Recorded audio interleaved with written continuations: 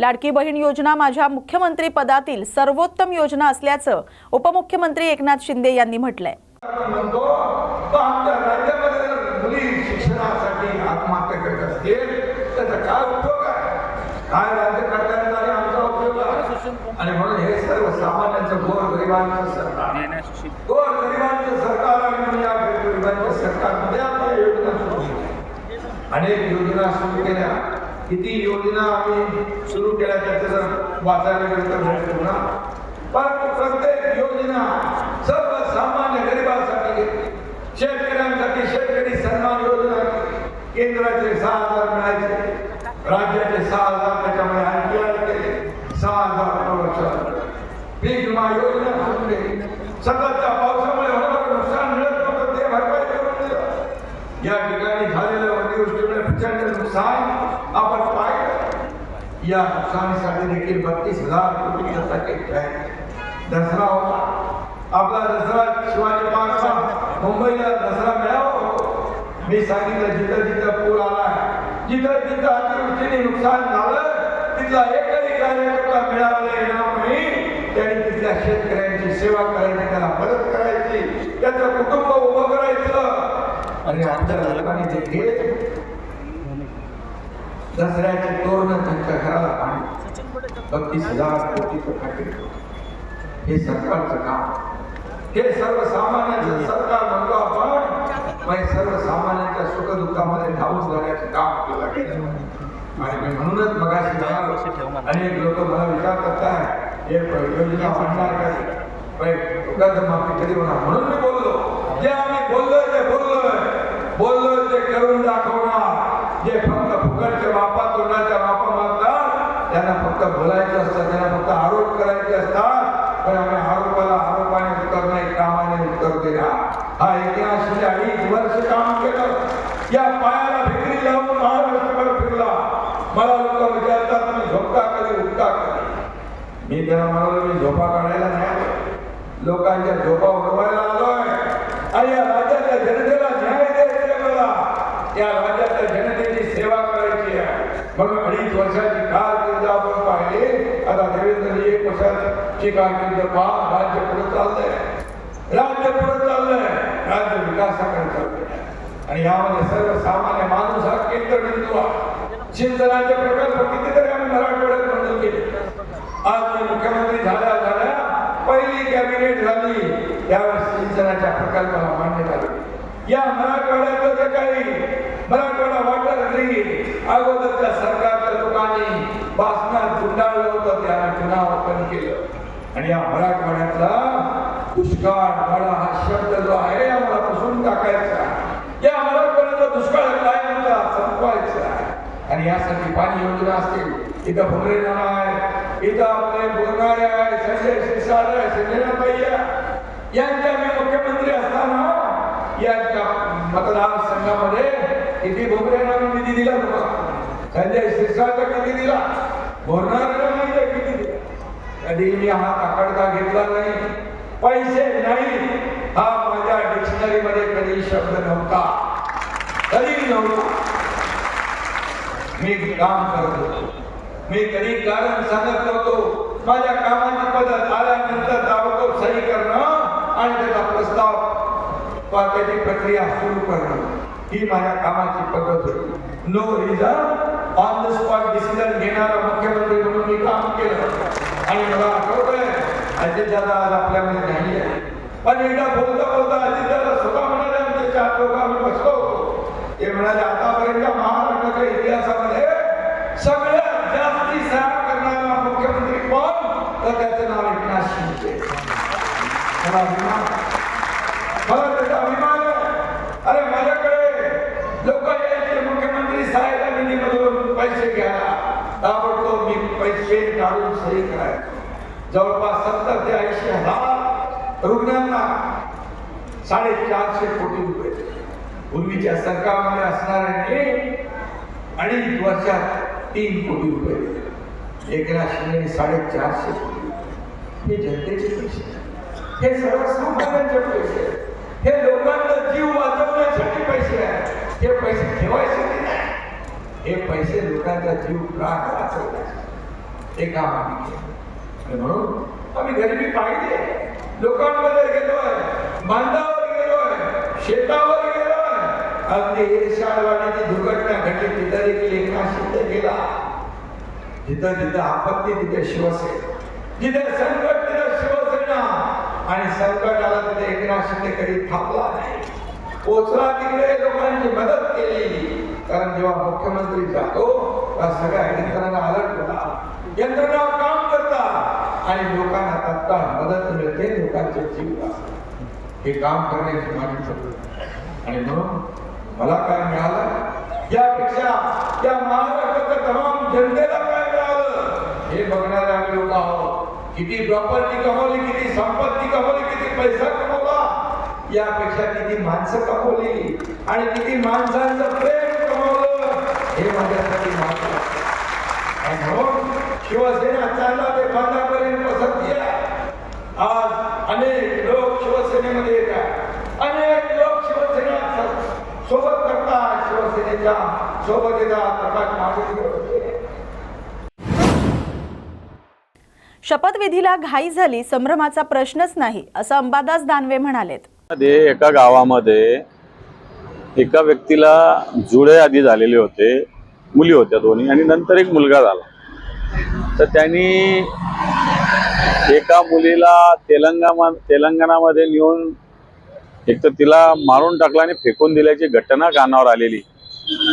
मला असं वाटतं की खरं तर लोकसंख्या नियंत्रणासाठी या गोष्टी, हा नियम, हा कायदा केला आहे. खरं तर या नियमाचंच पुन्हा एकदा सरकारने रिव्ह्यू घेतला पाहिजे की याच्यातून खरोखर लोकसंख्येवर परिणाम झाला का, हा एक सगळ्यात आधी रिव्ह्यू घेतला पाहिजे.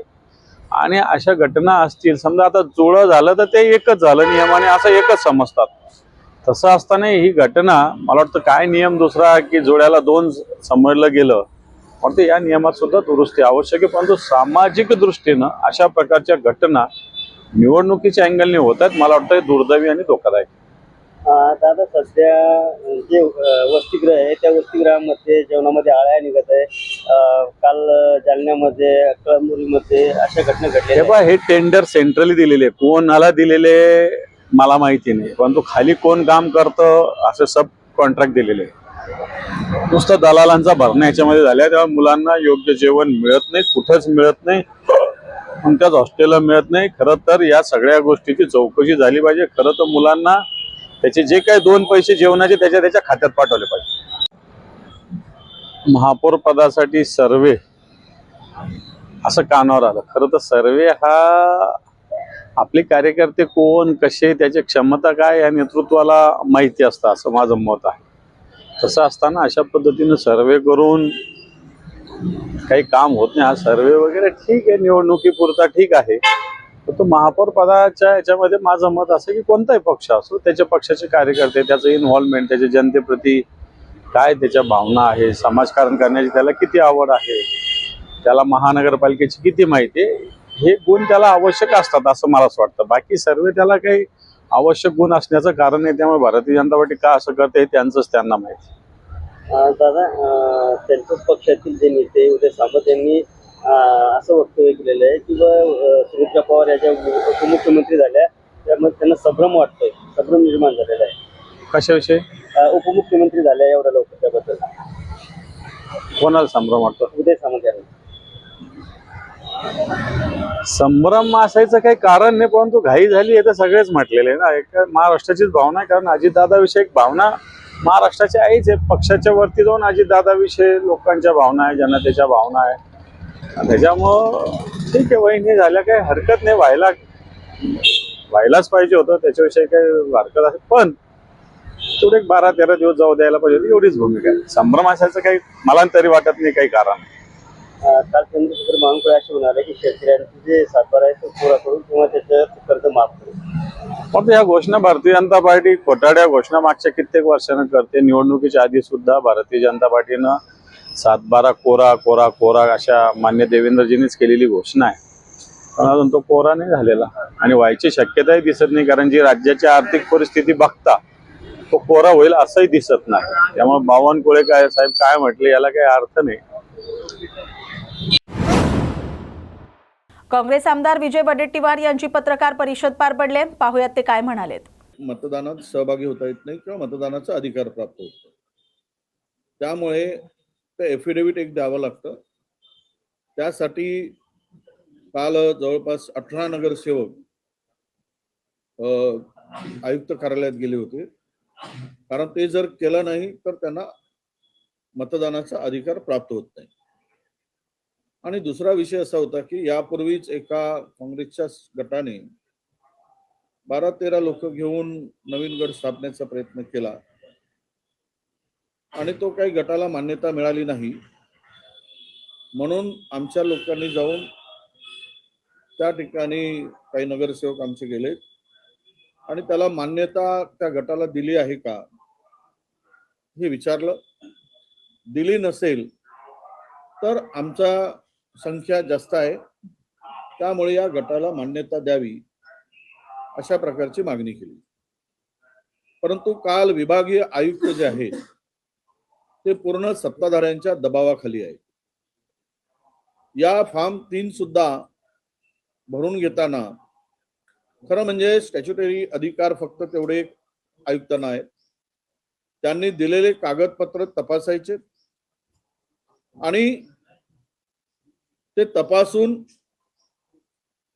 त्यांना मान्यता द्यायची, नोंदणी करायची, केवळ नोंद करायची, एवढाच अधिकार त्यांना आहे. काल आमचे 2 वकील सुद्धा गेले. काही 6 नगरसेवकांचे प्रमाणपत्र गहाळ झाले निवडणुकीच्या काळात निकाल लागल्यानंतर. त्या प्रमाणपत्रासाठी रितसर पोलीस स्टेशनला मिसिंगची तक्रार दिली आणि ती तक्रार घेऊन आयुक्ताच्याकडून जे निवडणूक निर्णय अधिकारी आहेत त्यांच्याकडून ते प्रमाणपत्र घेतलं. खरं तर प्रमाणपत्र हे कंपल्सरी नाही आयुक्तांना दाखवण्याची, आयुक्तांना नोंदणी करताना देण्याची, पण हे आयुक्त मात्र पूर्ण सत्ताधाऱ्यांच्या ताटाखालचं मांजर झाल्यासारखे वागतायत. या आयुक्त आहेत त्यांनी या प्रक्रियेमध्ये काल वकील सुद्धा उभे होते, हायकोर्टात सुद्धा रुलिंग दाखवलं त्यांनी. आणि तुम्हाला गट स्थापन करायसाठी कुणाचीही सल्ला घेण्याची गरज नाही, फक्त नोंदणी करण्याची आवश्यकता आहे. माणसं प्रत्यक्ष ते आहेत का नाही, आणि प्रमाणपत्राची सुद्धा गरज नाही, कारण गॅजेट प्रसिद्ध झाल्यानंतर गॅजेटमध्ये असलेलं नाव आणि आयडी प्रूफ आणि प्रत्यक्ष व्यक्ती एवढंच तपासून इन कॅमेरा त्यांना नोंद करून घ्यायची आहे. पण आम्ही बघतो आहोत आयुक्ताला कुठला तरी दबाव आहे आणि आमच्या नगरसेवकांना मतदानापासून वंचित ठेवण्याचा कट या आयुक्त रचत आहेत. कायदेशीर लढाई आम्ही लढूच, परंतु सत्ता प्राप्तीसाठी भारतीय जनता पक्षाने त्यांच्यावर पूर्णतः दबाव टाकलेला आहे. ते म्हणाले की आम्ही रोज यांना फिरवू, आम्ही गट स्थापन होऊ देणार नाही. तिला कुठला अधिकार आहे? अरे तुला जे बाई अधिकार दिला आहे आयुक्त मॅडम, तेवढाच अधिकार दिला आहे आलेल्या लोकांची नोंदणी करून घेणं. जर तुम्हाला नोंदणी करून मान्यता द्यायची नसेल तर रिटर्न मध्ये द्या की आम्ही हे करू शकत नाही किंवा ह्या त्रुट्या आहेत. ते पण द्यायला तयार नाही आणि नोंदणी करायला तयार नाही. अशा प्रकारची दुपट्टी भूमिका या विभागीय आयुक्तांनी आता घेतलेली आहे.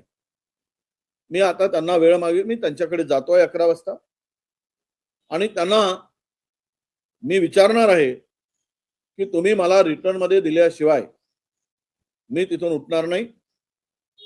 तुम्हाला नाकारायचा अधिकार असेल तर नाकारा, स्वीकारायचा अधिकार असेल स्वीकारा, परंतु ते रिटर्न मध्ये दिलं पाहिजे. ते रिटर्नही देत नाहीत, ते गटस्थापनही करत नाहीत. तुम्हाला बाकीच्या कोर्टात जायसाठी मार्ग मोकळा होतो, पण ते सगळं हँगिंग ठेवलेलं आहे, लटकतं ठेवलेलं आहे. आणि पूर्णतः या मॅडम राजकीय दबावापोटी काम करतायत, हे आता लपून राहिलेलं नाही.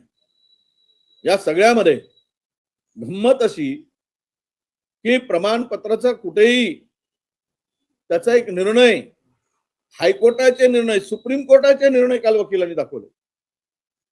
ते म्हणते की लॉ अँड ज्युडिशरीचे आम्ही मत घेऊ, त्यांच्याकडे पाठवू. काहीच गरज नाही आहे. यांना केवळ स्टॅच्युटरी अधिकार आहेत नोंदणी करून घेण्याचा. त्या पलीकडे आयुक्तांना कुठलाही अधिकार नाही. आणि नोंदणी करून ती यादी तिकडे चंद्रपूर महानगरपालिकाच्या आयुक्ताकडे पाठवायचं आहे निवडणूक प्रक्रियेमध्ये सहभाग करण्यासाठी. गटाची नोंदणी करायची आहे हा वेगळा विषय. गट नोंदणी करत असताना तुम्हाला मान्य करायचं आहे नाही मान्य करायचं आहे, तुम्ही करू शकत नाही की करू शकता. हे रिटर्न मध्ये मी काल पण त्यांच्याशी फोनवर बोललो, पण तेही ते तयार नाहीत. म्हणजे आम्हाला कोर्टात जाण्यासाठी अडवण्याचं काम सुद्धा करतायत. आणि स्वतःही मॅडम, या आयुक्त मॅडम निर्णय घेत नाहीत. हे पूर्णतः कायद्याच्या विरुद्ध आहे. ते त्या पदाचा ते दुरुपयोग करत आहेत. आणि आवश्यकता पडली तर मला त्यांच्या कार्यालयापुढे आज उपोषण करावं लागलं तरी मी करेल. पण आज मात्र त्यांना निर्णय द्यावा लागेल, येस आर नो, हो किंवा नाही. पण असं जे फिरवणं सुरू आहे आणि असं कुठेही नाही, प्रोव्हिजन नाही, कायदा नाही, कानून नाही, कुठला नियम नाही, हे सर्व आम्ही त्यांना दाखवलं आहे. जी माहिती मिळते त्या माहितीनुसार विभागीय आयुक्तांनी नगर विकास खात्याकडे या सगळ्या प्रकरणात काय करायचा याचा सल्ला मागितल्याची देखील माहिती समोर येते. नगर विकास खात्याचा संबंधच येत नाही, हेच आम्ही त्यांना सांगतोय. अरे तुम्हाला नाकारण्याचा आणि स्वीकारण्याचा एवढा अधिकार. गट करायचा, मान्यता द्यायची तर देऊ नका, आम्ही कोर्टात जाऊ. परंतु विभागीय आयुक्ताकडे जाईल, महिनाभर त्यांच्याकडे ते पेंडिंग राहील, तोपर्यंत सत्ताधारी आपलं काम करून मोकळे होतील. हे कट कारस्थान विभागीय आयुक्त रचत आहे. हे षडयंत्र असते विभागीय आयुक्त. त्यामध्ये कुठल्याही अशा प्रकारचे काही गरज नाही की नगर विकासकडे पाठवायची किंवा लॉ अँड ज्युडिशरीकडे मत घ्यायची. तो यांना अधिकार आहे. यांना केवळ अधिकार काय आहे, आलेल्या माणसांची तुमच्या गॅजेट प्रसिद्ध झालाय, त्याच्यामध्ये नाव आहे, आयडी प्रूफ पहा, नाव पहा, तो नमुना 3 भरून दिलेला एफिडेव्हिट घ्या, नोंदणी करा. एवढाच अधिकार फक्त आयुक्तांना. आधी धानोरकर येथे गटांनी जे पत्र दिलं होतं त्यानंतर दुसरा तुमच्या नगरसेवकांचा कालचा पत्र, असे 2 गट होणार असं काही कन्फ्युजन आहे प्रशासकीय पातळीवर. आणि त्यांना काय कन्फ्युजन करायचं आहे, त्याला काय, त्याचा काय संबंध आलाय?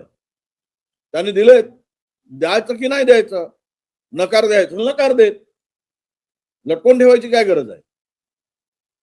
हे कोणाच्या इशाऱ्यावर करतायत? उद्या कोऑप मेंबर आहे, गटाला मान्यता मिळाली नाही म्हणजे भाजपचे सगळे कोऑप मेंबर करणार आहे काय? उद्या आमच्या लोकांना मतदानापासून वंचित ठेवण्याचं काम चालू केलेलं आहे. काल आम्ही पाहिलं की प्रमाणपत्राचा सर्टिफिकेट जे हरवलेत त्या संदर्भात आम्ही आयुक्ताकडून सर्टिफाईड कॉपी घेतली. मग ते म्हणतात की पोलिसाची रिपोर्ट. काय अधिकार आहे या विचारायचा या आयुक्तांना? पोलिसाचा रिपोर्ट विचारायचा? तुमच्या विभागीय आयुक्तांनी त्याची सर्टिफाईड डुप्लिकेट कॉपी दिली हरवल्याची तक्रार दिल्यानंतर. नाही नाही, ओरिजिनल कॉपी पाहिजे पोलिसांची. कुठला अधिकारीला काहीतरी मॅडम वेळ काढून म्हणजे यातून पळवाटा शोधण्याचं काम करतायत. विजयी झालेले प्रमाणपत्र हरवले म्हणजे ते धानोरकर यांच्याकडे आहेत ते हरवले म्हणताय तुम्ही? नाही, धानोरकरकडे काय आहे तर तो मोठा विषय होईल. ते कोणाकडून घेतलेत मला त्याच्यावर बोलायचं नाही. पण जे प्रमाणपत्र नव्हते ज्यांच्याकडे, त्यांच्या मिसिंग झाले होते, 6 नगरसेवक आहेत, त्यांनी त्याची तक्रार दिली पोलीस स्टेशनला. हे तक्रार आहे. या तक्रारीमध्ये नुसार आम्हाला ते सर्टिफाईड कॉपी डुप्लिकेट प्रमाणपत्र मिळालंय आणि ते ओरिजिनल सहीचं आहे. विषय संपला. त्यांना सुद्धा नोंदणी करताना 6 नगरसेवक कसे मतदानापासून वंचित राहील हे विभागीय आयुक्त षडयंत्र रचत आहे. आणि सत्ताधाऱ्यांच्या भरोशावर हे काम सुरू आहे मॅडमचं. राष्ट्रवादीच्या आमदारांना बळ देण्यासाठी सुनेत्रा पवार यांना उपमुख्यमंत्री आणि गटनेता बनवण्यात आले, असं भाजप आमदार राजेश बकाने म्हणाले. संपूर्ण महाराष्ट्राला नव्हे तर संपूर्ण देशाला दुःख सागरात बुडून अजित दादा पवार आपल्यामधून निघून गेले. त्यामुळे जी पोकळी निर्माण झाली ही नक्कीच भरून न निघणारी आहे. आणि त्यांचे जे अजित पवार गटाचे राष्ट्रवादीचे जे आमदार आहेत त्यांना दिलासा देण्यासाठी आणि त्यांना कोणीतरी गॉडफादर त्यांचा आहे हे सांगण्यासाठी या ठिकाणी सुमित्रा पवार यांना उपमुख्यमंत्री बनवण्यात आलं आणि त्यांना सोबतच गटनेता सुद्धा बनवण्यात आलं. त्यामुळे नक्कीच राष्ट्रवादीच्या आमदाराला त्या ठिकाणी बळ मिळेल. लाडक्या बहिणीच्या पैशांचा गैरवापर नाही असा ठाम दावा पंकजा मुंडे यांनी केलाय. तुमचा तो भाऊ मुख्यमंत्री, तुमचं तर काही विचारायची सोय नाही. तुमचा तर फारच मान असेल घरामध्ये. काही झालं की म्हणायचं माझ्या भावाला सांगेल. आपल्या भावाला काही बोललेलं आपण ऐकून येतो का? मग आता देवेंद्रजींचा पक्ष भाजप, आमचं कमळ, लाडकी बहीण तुम्ही, लाडके मिळवणे हे. मग आमच्या फॅमिलीत बाकीचं काय काम आहे? आता ते भाषण तुम्ही सगळ्यांनी ऐकलं, ते काय बोलायलेत ह्याच्यावर आपण भाषण करायचं काय काम नाही. काय त्यांच्यावर बोलून काही उपयोग नाही. आपण का मतं मागायलो, आम्ही तुम्हाला का मतं मागायलो, ते आमच्या कामावर मागायलो, आमच्या प्रतिमेवर मागायलो. आम्ही कोणा गरीबाची जमीन हडपली नाही, आम्ही कोणाची टक्केवारी खाल्ली नाही, आम्ही कोणामध्ये आपल्या घरातले स्वतःचे गठोडे बांधले नाही. आम्ही जे केलंय ते सामान्य माणसासाठी केलेलं आहे. आणि मग यांच्या मागे नाही उभं राहायचं तर कुणाच्या मागे उभं राहायचं? अहो, एका घरात 3 मुली असतील, 2 लोक असतील तर बघा ना, एका घरामध्ये किती पैसे मोदीजींच्या देवाभाऊंच्या माध्यमातून पोहोचत आहेत. हे तुमच्यासाठी चांगल्यासाठी आहे, तुमच्या बचतीसाठी आहे, तुमच्या आडल्या वेळेसाठी आहे. मला 100% खात्री आहे या मिळालेल्या पैशातून तुमच्यापैकी कुणीही नवी चांगली कोरी साडी घेतली नसल. शपथ सांगते मी, काही हरायला तयार. घेतली का हसायला, घंटन भिंटन केलं काही उपयोग नाही. सोन्याचा भाव असे झाले तर आता बघायला पैसे लागेल. आहे का? क्या आपा नया लिया क्या कुछ? क्या बोलते इसको? बोलो हिजाब, मुझे पता है मैं उनसे बात करनी है. हिजाब नया लिया क्या कुछ? सलमा सितारे वाला नहीं ना? पैसे क्यों रखे? पैसे काय ठेवले? घरच्यांसाठी ठेवले, घरच्यासाठी ठेवले, लपून ठेवले, कुणाला कळू नाही दिले. कुठे ठेवलेत? साडीच्या घडीत, देवळाच्या खाली, तांदळाच्या डब्यात. बरोबर आहे का नाही? बरोबर आहे. हे सगळे लपवलेले पैसे तुम्ही स्वतःसाठी नाही ठेवले. ही जाणीव आम्हाला आहे, देवाभाऊला आहे, मोदीजींना आहे. स्वतःच्या लेकीच्या क्लासला पैसे कमी पडले, तुम्ही द्यायला तयार आहे. जाऊ दे, बापाकडे पैसे नाही, त्याला नको सारखं लाचार करू. घरामध्ये म्हातारी सासू खोकायली, नवऱ्याचं तोंड पडले, 4 बाटल्या खोकल्याचं औषध झाले, आता पैसे नाही खिशात. तुम्ही म्हणतात काही काळजी करू नको, मी आणून ठेवले. हे स्वतःसाठी नाही, म्हणून तुमच्या पाठीमागे उभे. स्वाभिमानाने स्त्रीने जगावं, स्वतःच्या पायावर उभं राहावं. नुसतं लाडकी बहीण नाही, लखपती दिदी बनावं, हे आमचा प्लॅन. आणि हे कुठे तुम्ही दुसरीकडे विचार करायले? आमचे गोरंट्याल आले आमच्याकडे, आमची नगरपालिका आली ना जालन्याची, महानगरपालिका आली, संभाजीनगरची महानगरपालिका भाजप नंबर 1 ला आली, नाशिक भाजप नंबर 1 ला, पुण्यामध्ये भाजप नंबर 1 ला, और मुंबईत भाजप नंबर 1 ला. अरे ते बिहारची निवडणूक जिंकला, आता बंगालची पण जिंकणार आहेत. मग काय तुम्हाला काय झालंय? तुम्ही कशामुळे उलट जाणार आहेत? तुम्ही काय उलटीकडे जायची गरज नाही. इथे काही भेद नाही बघा, जात धर्म उभय ह्याच्याशिवाय काही मुद्दा नाही. जनधनमध्ये सगळ्या जाती धर्माचे लोक आहेत. शेतकरी सन्मानमध्ये कोणता मुसलमान शेतकरी आहे, कोणता बौद्ध शेतकरी आहे, कोणता मराठा आहे, कोणता ओबीसी आहे, हे थोडंच विचारून दिलं जातं. त्याच्या परिस्थितीने दिला जातं. आता सुद्धा ही लाडकी बहीण आहे, सांगा काही फरक आहे का? आपाला काही 1000 मिळतात आणि तिला 2000 मिळतात असं आहे का? जे आपाला मिळतात ते ताईला मिळतात, जे दादाला मिळतात ते भाईला मिळतात. इथं काहीच फरक नाही. हा बरोबर आहे का नाही? मग असं असताना तुम्हाला जात आणि धर्म आलाच कुठून? हा जात आणि धर्म आपण विचार करण्यासाठी केवळ आणि केवळ ज्यांच्याकडे दुसरा कुठला मुद्दा नाही ते पुढे करतात. म्हणून तुम्ही सर्व, मी चांगलं भाषण देते म्हणून ऐकायला आले असं मी समजत नाही. तर माझ्या आव्हानाला मान देऊन तुम्ही मतदान द्याल आणि ही सीट विजयी कराल असं मी समजते. बरोबर आहे का? का चुकलं माझं? चुकलं का माझं? मग समजते ते बरोबर आहे ना? का तुम्ही नुसतं आपलं असं नाही, एखादा चांगला गायक असतो, खूप गर्दी करतात लोक त्याच्या, पण पिक्चर पडतो, तसं नको आहे. गाणं हिट आणि पिक्चर फ्लॉप असं नाही. आमच्या भाषणाला अटलजी म्हणायचे, आमच्या भाषणाला खूप लोक येतात पण मतं देत नाहीत. तसं ती परिस्थिती होती जेव्हा त्यांनी सुरुवात केली, नंतर तर ते पण प्रधानमंत्री झाले. तसं आत्ता तुम्ही माझं भाषण ऐकायला आले नाहीत, तर या भाषणाने तुम्ही परिवर्तन घडवण्यासाठी आलेले आहेत आणि ते परिवर्तन कमळाचं फूल फुलवून तुम्हाला करायचं आहे. हे तुम्हाला पटलं ना? मतं का द्यायचे? मी तर न पटवताच तुम्ही म्हणले मतं द्यायचे कमळाला, बरोबर आहे. आता तुम्हाला पटलं ना? पुन्हा रात्री दुसरे बाजार सुरू होतात इलेक्शन मध्ये. एवढे पैसे देऊन पुन्हा तोंडाकडे बघायचं नाही उमेदवाराच्या. आमचं काय तसलं काही करायचं नाही. जो शाश्वत आपल्याला विकास देतोय, जो शाश्वत आपल्या मागे उभं राहिलाय, त्या नेत्याच्या आणि सरकारच्या मागे आपण उभं राहायचंय. दानवे पाटील साहेबांचा एवढा अनुभव आहे. माझे महानगरपालिकेला प्रचार करून करून गळा खराब झालाय. सेल्फ्या काढून काढून भासून भासून गाल दुखायला लागलेत, दाताच्या कण्या झाल्यात भाषण करून करून. पण तरी ते पण करायलेत, आम्ही पण करायलो. ती तळमळ आहे तुम्ही सगळ्या कार्यकर्त्यांसाठी आम्ही करतोय आणि कार्यकर्त्यांच्या माध्यमातून तुमच्यासाठी करतोय. तर तुम्ही येणाऱ्या 7 तारखेला आमच्या कमळाच्या फुलाच्या सगळ्या उमेदवाराला, आजूबाजूच्या जिल्ह्याचे आलेले, दुसऱ्या सर्कलचे आलेले सगळे मोठ्या मताने विजयी करा. करणार ना?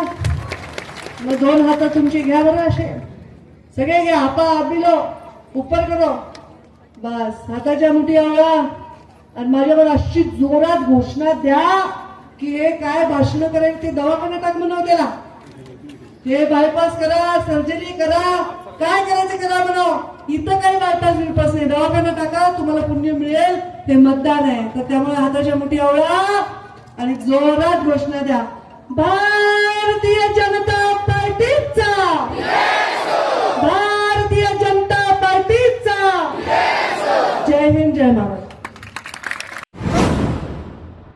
जिल्हा परिषद निवडणूक एकत्र लढवण्यासंदर्भात ठरलं असल्याचं अजितदादांनी आम्हाला सांगितलं होतं, असं छगन भुजबळ यांनी म्हटलंय. आपण पाहिले इथं वेगवेगळ्या संस्थांचे, शासनाचे, वेगवेगळ्या पक्षाचे सर्व प्रतिनिधी पक्षाच्या भिंती वगैरे जे आहे बाजूला सारून त्यांनी दादांना आदरांजली अर्पण केली, श्रद्धांजली अर्पण केली आणि त्यावेळेला दादांनी केलेल्या चांगल्या कामाचं गुणगान त्यांनी केलं. आता जे सांगितलं आमच्या झिरवळ साहेबांनी, मी 3-4 महिन्यानंतर पहिल्यांदाच त्या कॅबिनेट मिटिंगला जायचं ठरलं आणि प्री कॅबिनेटमध्ये 2-3 तास नंतर सीएमला भेटायचं होतं. तुझं अर्धा दिवस आम्ही बरोबर आणि दुसऱ्या दिवशी मी वर्तमानपत्र वाचत असताना समीर धावत आला ना, म्हणे दादाच्या विमानाला अपघात झाला. म्हणजे दादा कुठे आहे? ते म्हणे त्यांना इस्पितळात गेलेलं आहे, जखमी झाले. आवडतो म्हटलं चला निघायचं. तितके तो परत आला, सांगतो दादा गेले. विश्वासच बसत नाही. आता आमच्या अनेक सहकारी आहेत मंत्र्यांनी सुद्धा सांगितलं, अजूनही तिथे गेल्यानंतर असं वाटतं की दादा इथे असतील, तिथे असतील. अनेक गोष्टी बोलण्यासारख्या आहे.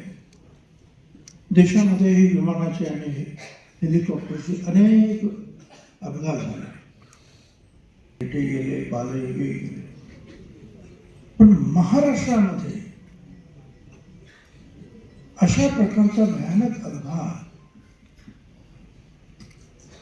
आणि एवढ्या मोठ्या व्यक्तीच्या बाबतीमध्ये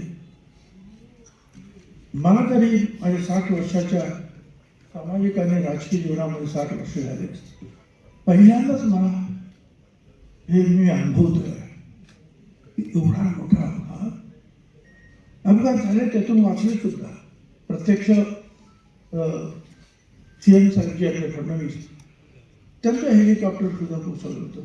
पृथ्वीराज बाबा हेलिकॉप्टरच्या बाहेर फेकले गेले होते. माझ्या वृत्तीवर सुद्धा असे काही प्रसंग झाले, परंतु पूर्णपणे जे आहेत व्यवस्थित राहा. आणि आज आम्ही पाहतो आहोत, मी स्वतः तिथे तर आम्ही सगळे गेलोच होतो, पण मी प्रत्यक्ष त्या ठिकाणी गेल्यानंतर मला कळेच ना की हे विमान इकडे आलं कसं काय. टेबल टॉप आहे आणि खाली जवळजवळ 50-60-70 फूट खाली. नंतर जेव्हा मी परत आम्ही सगळे 5ला वगैरे भेटलो तेव्हा त्याच्यावरती एक काय म्हणतात म्हणजे CCTVचं कव्हरेज होतं आणि त्याच्यामुळे ते विमान एक गिरटी घालून गेल्यानंतर दुसऱ्या गिरटी घालत असताना सरळ असलेले विमान हे अचानक असं त्याने पलटी मारल्यासारखं दिसत आहे. आणि त्याच्यानंतर जे आहे काही क्षणामध्ये जे आहे त्याचं नव्हतं होत आहे.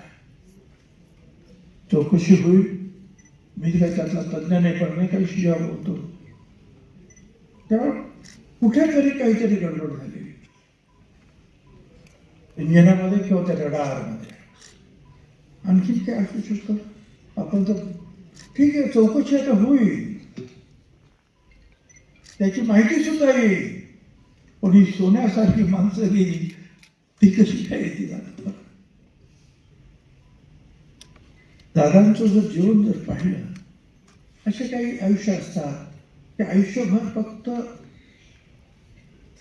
त्रास भोगावा लागतो. त्यांच्या लहानपणीच वडिलांचं छत्र आणि पवार साहेबांच्या देखरेखीखाली ते मोठे झाले. आपण म्हणतो ना त्यांचं अचूक वेळी येणं, काम करणं, या अनेक गोष्टींचा ठेवा जो आहे हा निश्चितच पवार साहेबांच्या माध्यमातून त्यांच्याकडे आला. कन्स्ट्रक्टिव्ह काम कसं करावं, लोकांचं काम कसं करावं, कसं बोलावं, शेतकऱ्यांचे प्रश्न असतील, इतरांचे प्रश्न असतील, अहो खो खो, कबड्डी, अमुक तमुक सगळ्या ठिकाणी दादांचं जे आहे काम व्यवस्थित होतं. दरारा होताच. एखाद्या ऑफिसचं सांगितलं ऑफिसरला तर नाही म्हणण्याची हिंमत नव्हती. कळत दरारा सकाळपासून काम करणं ते आमच्यासारख्यांना तर शक्य नाही, फार पूर्वी कदाचित करत असो. 6 वाजता आणि 7 वाजता मीटिंगला सकाळी किती अडचणीचं, पण दादा हजर. लहान लहान गोष्टी, साफ स्वच्छता, हे पुस्तक असं म्हणजे असंच टेबलवर पाहिजे, थोडं सुद्धा वाकडं नको. एखादा कचरा पडला स्वतःच उचलणार, स्वच्छता, एवढ्या सगळ्या गोष्टीचं बारकाईने काम करणार. एक अनेक गोष्टी ज्या आहेत दादापासून शिकता येतील.